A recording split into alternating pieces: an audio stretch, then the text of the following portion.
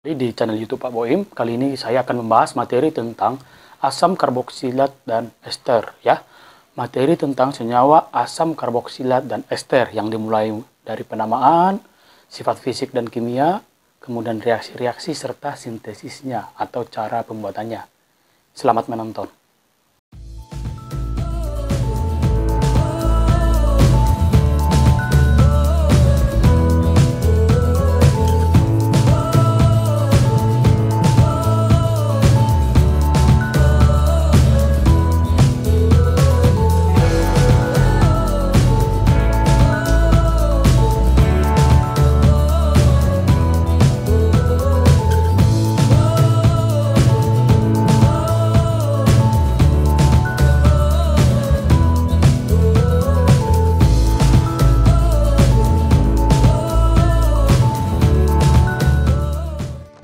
Baiklah, sekarang kita masuk ke materi asam karboksilat dan ester ya, atau senyawa asam karboksilat dan ester. Yang pertama, yang paling mudah membedakan senyawa asam karboksilat dan ester, atau cara yang paling mudah untuk melihat suatu senyawa apakah dia senyawa asam karboksilat dan ester, tentunya dari gugus fungsinya ya. Ini gugus fungsi senyawa asam karboksilat, kemudian ini gugus fungsi senyawa ester. Nah, di sini ada RCOOH, di sini ada RCOOR, di mana R di sini adalah suatu alkil. Nah, bisa CH3, CH2, CH3, CH2 ya. Di sini bisa CH3, CH2 atau bisa propana, metana dan sebagainya. Selanjutnya, senyawa asam karboksilat ini mempunyai gugus karbonil yang berikatan dengan satu gugus hidroksilnya ya. COOH tadi gugus hidroksil OH yang disebut dengan gugus karboksil. Gugus karboksil di sini maksudnya gugus karbonil ditambah dengan suatu gugus hidroksil. Ada CO yang karbonil, ada OH yang hidroksil. Baiklah, selanjutnya kita akan masuk ke penamaan. Nah, untuk penamaan senyawa asam karboksilat bisa kita lihat di sini perbandingan senyawa alkana dan asam karboksilat ya. Dimulai dengan kata asam atau awalannya kata asam, kemudian diikuti dengan rantai karbon terpanjang yang mengandung gugus karboksilat atau COOH, kemudian ditambah kalimat akhirnya diganti OAT.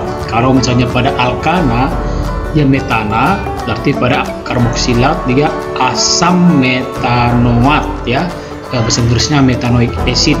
Jadi di sini metanoic acid, kalau dibuat dalam terjemahan bahasa Indonesia, asamnya di depan asam metanoat yang akhiran oat. Kalau bahasa Inggrisnya oik. Oke, di sini misalnya contohnya etana untuk alkana, untuk asam karboksilatnya namanya jadi asam etanoat. Kemudian ada propana menjadi asam propanoat.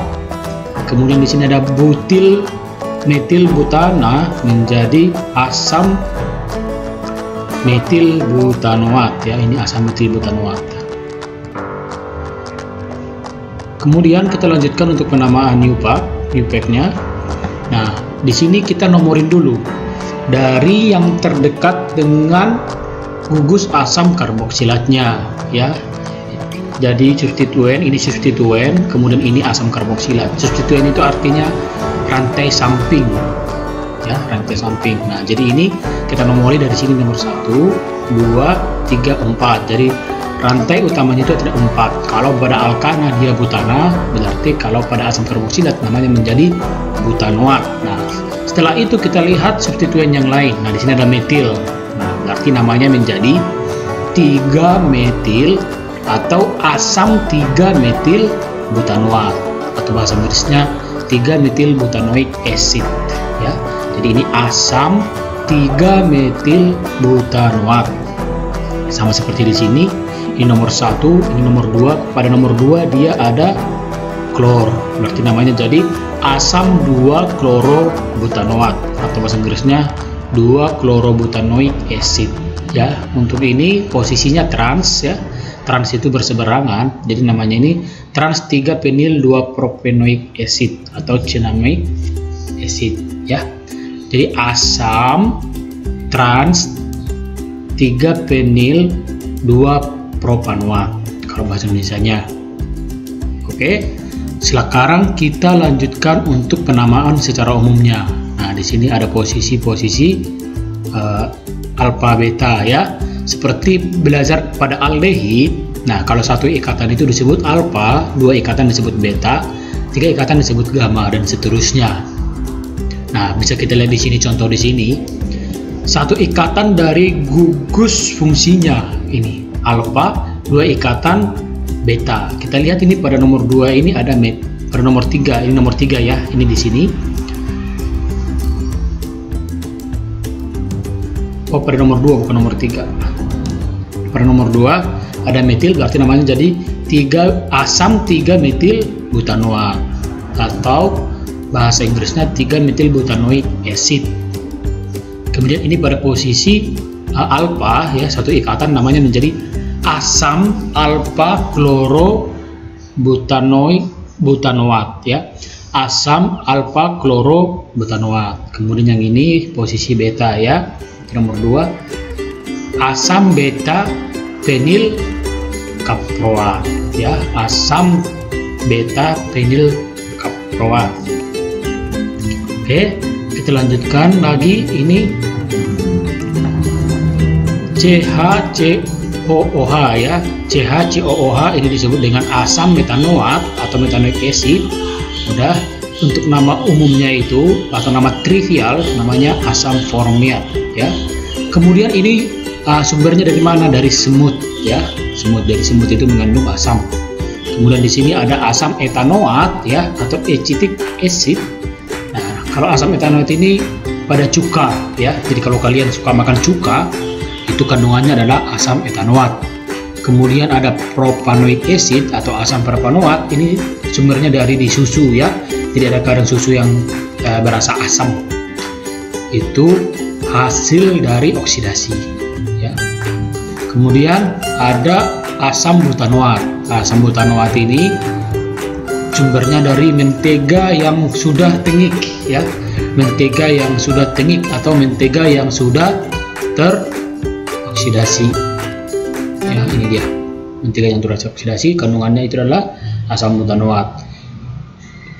Kalau dalam kehidupan sehari-hari ini dia asam formiat ya, ini pada semut. Kemudian untuk asam etanoat ini pada cuka, pastinya kita sering mengkonsumsi cuka ya.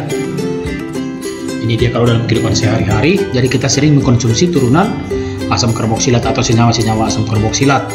Nah, selanjutnya kalau untuk posisi siklik bagaimana penamaannya? Nah, bisa kita lihat di sini ya.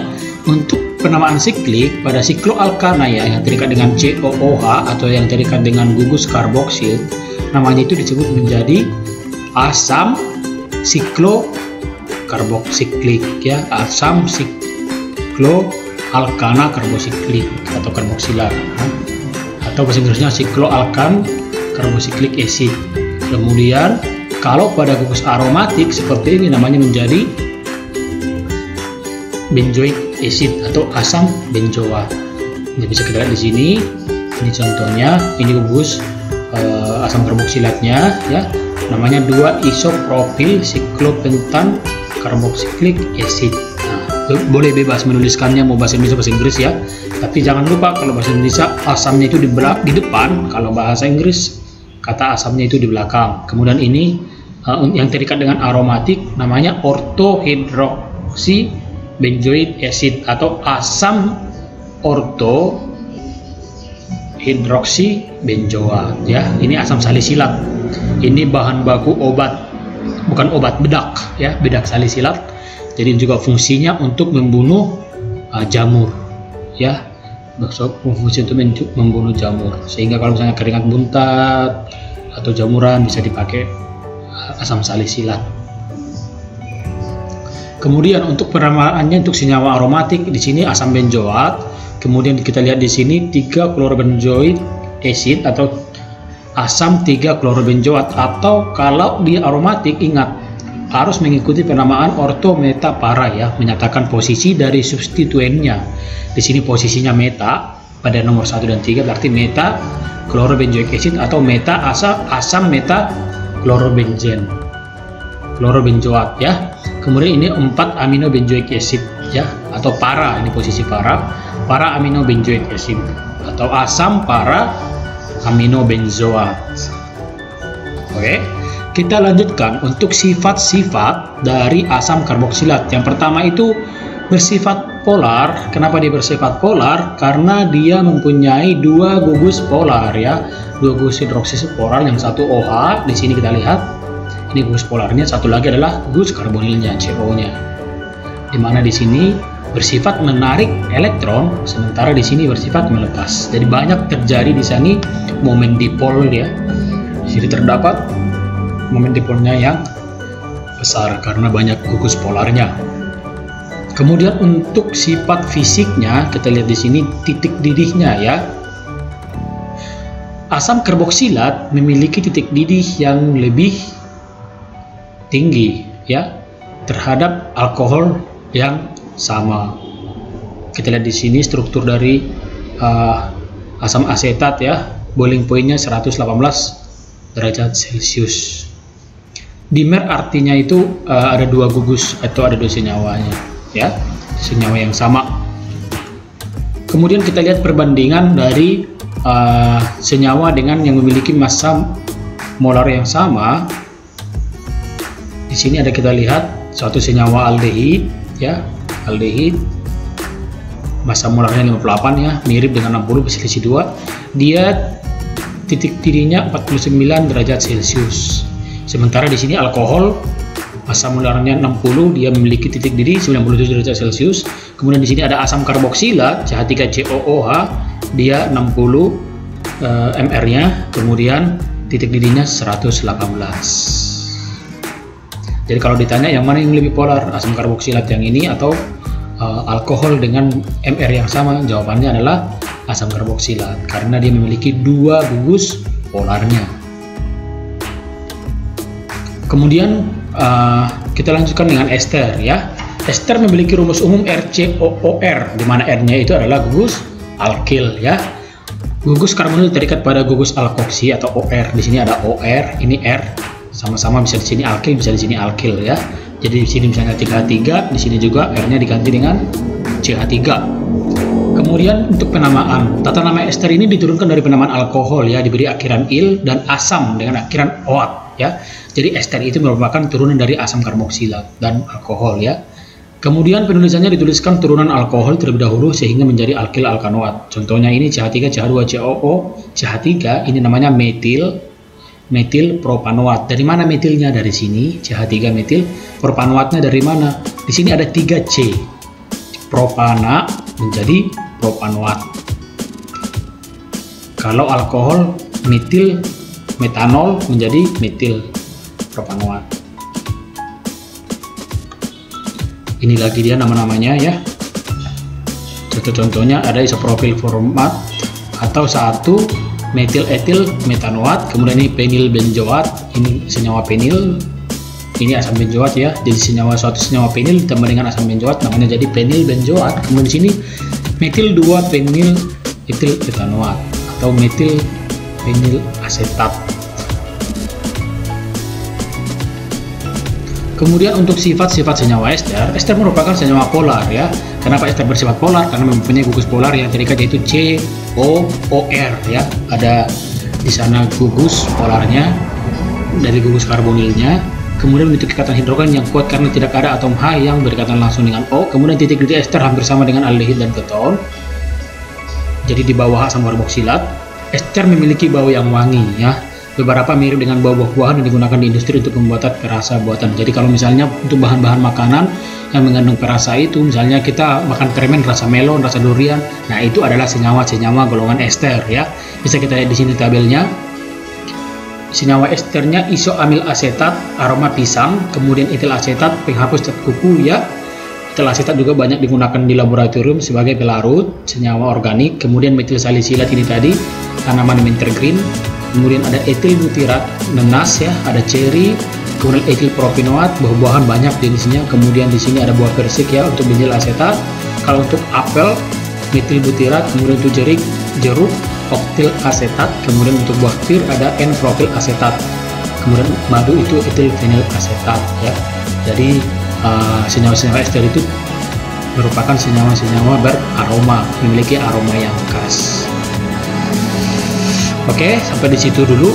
Saya rasa sudah mulai pusing. Kita lanjutkan di pertemuan atau di video selanjutnya dengan membahas reaksi-reaksi dan sintesis senyawa asam karboksilat dan ester, ya. Baiklah, saya ucapkan terima kasih untuk yang menonton video ini dari awal sampai selesai. Semoga ilmunya bermanfaat. Dan jika menurut kalian video ini bermanfaat, silahkan ketik tombol like, subscribe, dan share ke teman-temannya sebanyak-banyaknya, supaya semakin banyak orang yang mau belajar kimia dengan baik. Sampai ketemu di video selanjutnya. Terima kasih.